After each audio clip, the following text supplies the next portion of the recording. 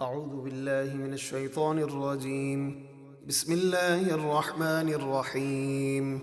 قل يا عبادي الذين أسرفوا على أنفسهم لا تقنطوا من رحمة الله إن الله يغفر الذنوب جميعا إنه هو الغفور الرحيم.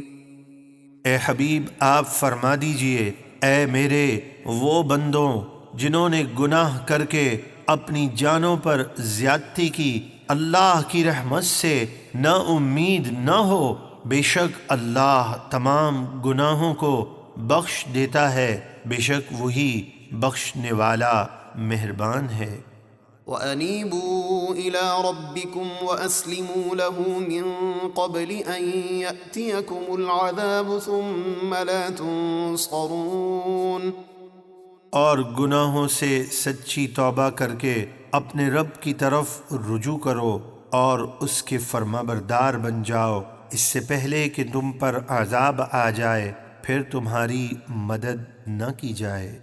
وَاتَّبِعُوا أَحْسَنَ مَا أُنزِلَ إِلَيْكُم مِّن رَّبِّكُم مِّن قَبْلِ أَن يَأْتِيَكُمُ الْعَذَابُ بَغْتَةً وَأَنتُمْ لَا تَشْعُرُونَ۔ اور اس بہترین قرآن کی پیروی کرو جو تمہارے رب کے پاس سے تمہاری طرف اتارا گیا، اس سے پہلے کہ تم پر اچانک عذاب آ جائے اور تمہیں خبر نہ ہو۔ أن تقول نفس يا حسرة على ما فرطت في جنب الله وإن كنت لمن الساخرين۔ پھر عذاب دیکھ کر ایسا نہ ہو کہ کوئی شخص یہ کہنے لگے کہ ہائے افسوس ان کوتاہیوں پر جو میں نے اللہ کی اطاعت میں غفلت کر کے کیں، اور بے شک میں اللہ کے دین کا مذاق اڑایا کرتا تھا۔ أو تقول لو أن الله هداني لكنت من المتقين۔ یا وہ یہ کہنے لگے کہ اگر اللہ مجھے ہدایت دیتا تو ضرور میں پرہیزگاروں میں سے ہوتا۔ أو تقول حين ترى العذاب لو أن لي كرة فأكون من المحسنين۔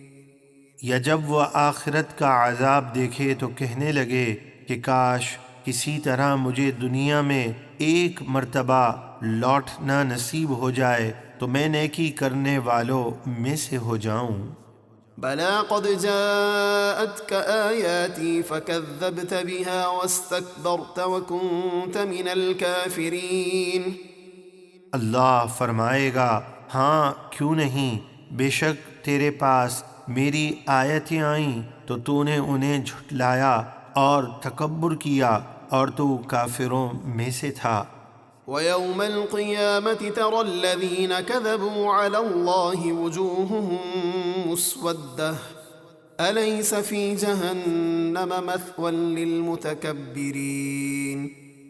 اور جن لوگوں نے اللہ پر جھوٹ باندھا یعنی اللہ کے شریک ٹھہرائے اور ایسی باتیں گھڑیں جو اس کی شان کے لائق نہیں، قیامت کے دن آپ ان کو دیکھیں گے کہ ان کے منہ سیاہ ہوں گے، کیا تکبر کرنے والوں کا ٹھکانہ جہنم میں نہیں ہے؟ یقیناً ہے۔